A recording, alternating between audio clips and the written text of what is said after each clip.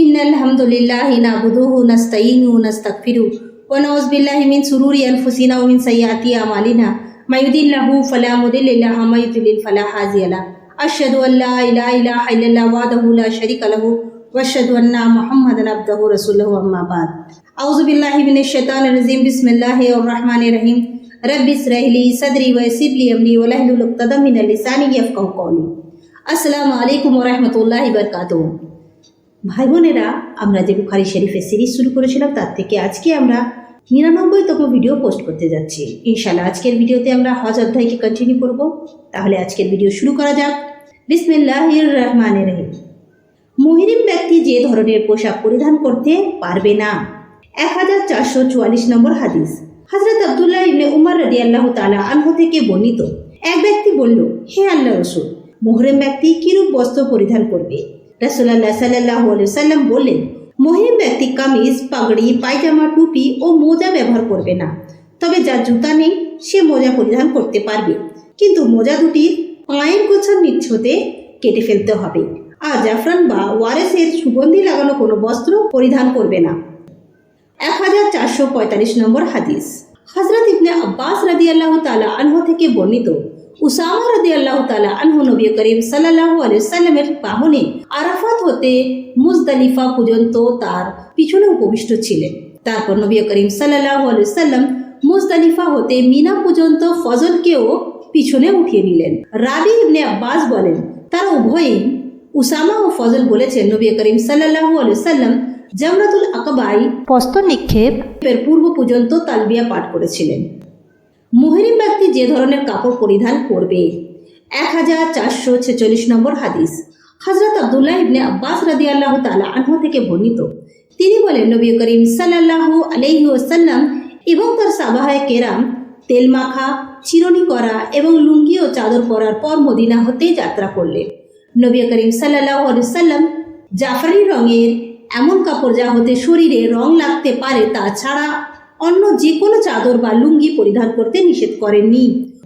অতঃপর ভোরবেলা জুলহুলাইফায় হতে বাহনে সওয়ার হয়ে বাইদা নামক স্থানে হাজির হলে তিনি ও তার সাহাবারা তালবিয়া পড়লেন এবং নিজেদের কোরবানির পশুর গলায় কেলাদা বা মালা বেঁধে দিলেন। তখন জিলকাত মাসের 5 দিন বাকি ছিল এবং যখন তিনি মক্কায় উপনীত হলেন তখন জিলহিজ মাসের 4 তারিখ ছিল। তিনি কাবা গৃহ তাওয়াফ করলেন এবং সাফা ও মারওয়ার মাঝে সাও করলেন, কিন্তু কোরবানির পশুর গলায় কেলাদা বা মালা বাঁধা ছিল বলে এহরাম খোলেননি। অতঃপর মক্কা নিকটবর্তী উঁচু জমিতে হাজর নামক স্থান এহরাম অবস্থায় অবস্থান করলেন। এরপর তাওয়াফ করে পুনরায় আরাফাত হতে ফিরে না আসা পর্যন্ত কাবা ঘরের নিকটবর্তী হননি।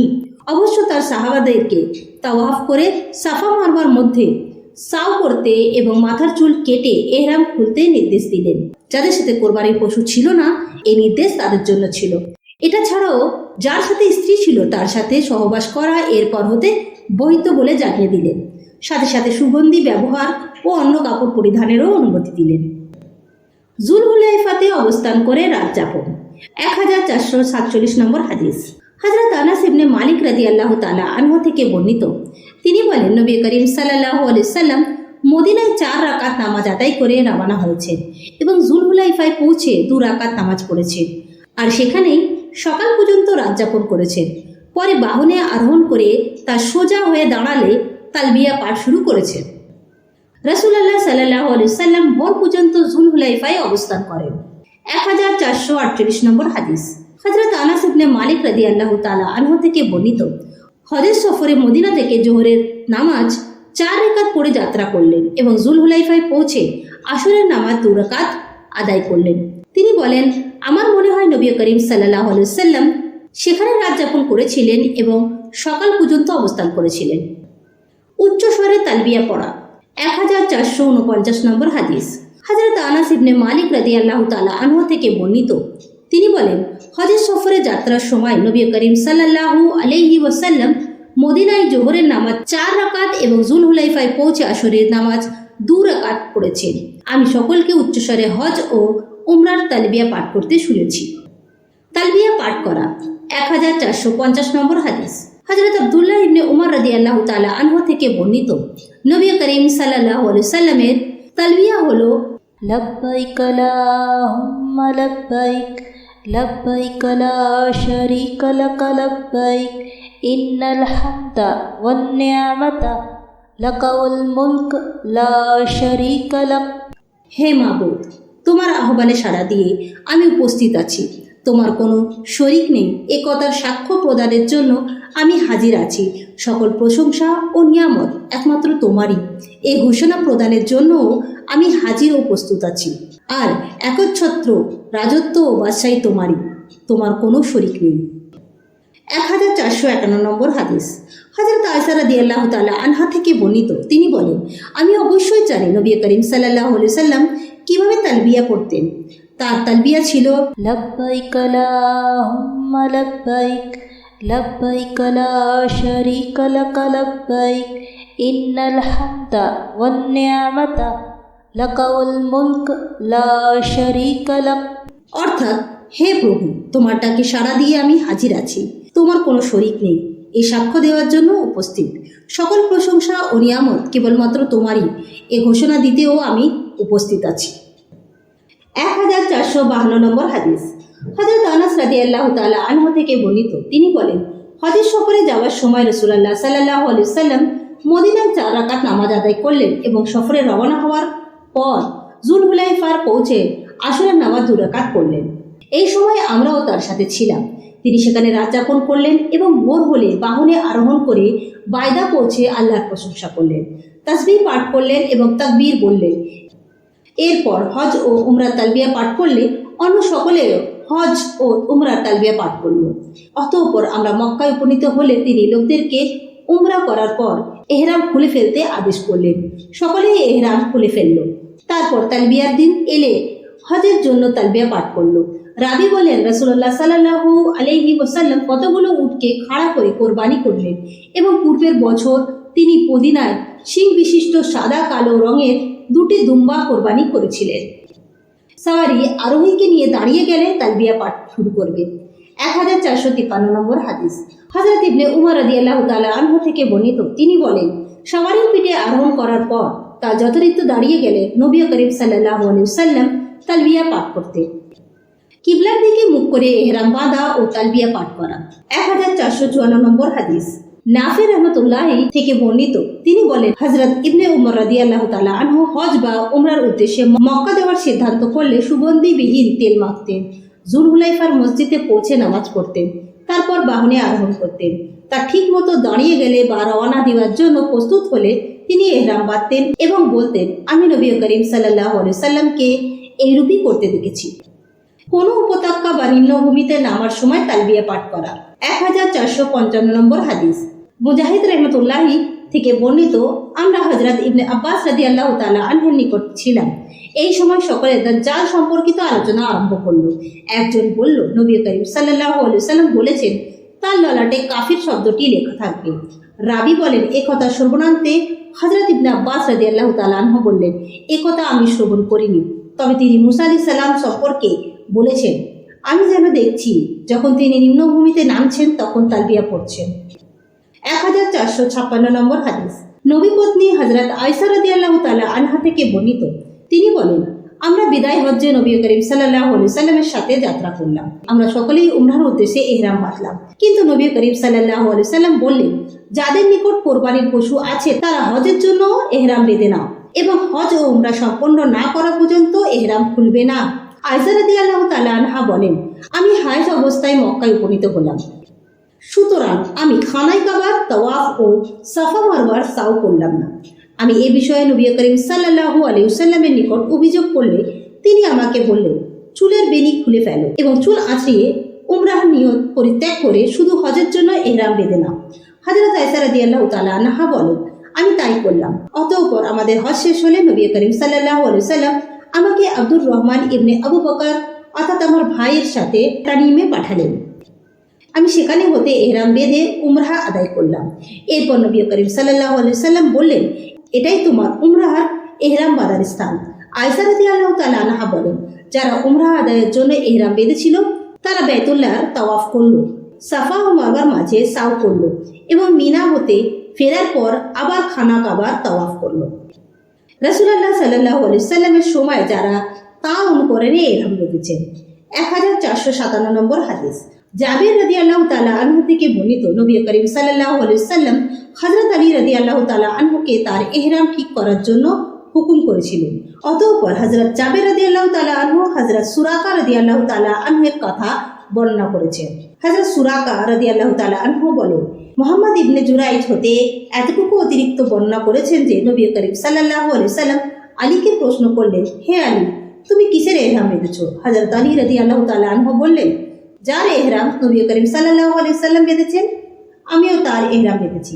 তখন নবী করিম সাল্লাল্লাহু আলাইহি সাল্লাম বললেন, কোরবানির পশু পাঠিয়ে দাও, ও যেমন আছো তেমন ভাবেই ইহরাম ঠিক রাখো। 1458 নম্বর হাদিস। হযরত আনাস ইবনে মালিক রাদিয়াল্লাহু তাআলা আনহু থেকে বর্ণিত, তিনি বলেন, আলী রাদিয়াল্লাহু তাআলা আনহু ইয়ামান হতে নবী করিম সাল্লাল্লাহু আলাইহি সাল্লামের নিকট এসে হাজির হলে তিনি তাকে জিজ্ঞেস করলেন, তুমি কিসের, হজ্জের না উমরার ইহরাম বেঁধেছো? তিনি জবাব দিলেন, নবী করিম সাল্লাল্লাহু আলাইহি সাল্লাম যে উদ্দেশ্যে ইহরাম বেঁধেছেন, আমিও সেই উদ্দেশ্যেই ইহরাম বেঁধেছি। নবী করিম সাল্লাল্লাহু আলাইহি সাল্লাম বললেন, আমার সাথে কোরবানির পশু না থাকলে আমি ইহরাম খুলে ফেলতাম। 1459 নম্বর হাদিস। হযরত আবু মুসা রাদিয়াল্লাহু তাআলা আনহু থেকে বর্ণিত, তিনি বলেন, নবী করিম সাল্লাল্লাহু আলাইহি সাল্লাম আমাকে আমার সম্প্রদায়ের নিকট ইয়ামানে পাঠালেন। আমি সেখানে হতে মক্কায় আসলাম। তখন তিনি মক্কার কঙ্করময় এলাকার অবস্থান করছিলেন। তিনি আমাকে বললেন, তুমি কিসের উদ্দেশ্যে ইহরাম বেঁধেছো? আমি বললাম, আমি নবী করিম সাল্লাল্লাহু আলাইহি সাল্লামের অনুরূপ ইহরাম বেঁধেছি। তিনি আমাকে জিজ্ঞেস করলেন, তোমার কি কোরবানির পশু আছে? আমি বললাম, না। তখন তিনি আমাকে খানায় কাবা তাওয়াফ করতে হুকুম দিলেন। আমি তার তাওয়াফ করলাম এবং সাফা মারওয়ার মধ্যে সাও করলাম। অতঃপর তিনি আমাকে ইহরাম খুলতে আদেশ করলেন। আমি ইহরাম খুলে আমার কবিলার একজন রমণীর নিকট গেলাম। সে আমার চুল আঁচড়িয়ে দিল অথবা মাথা ধরতে করে দিল।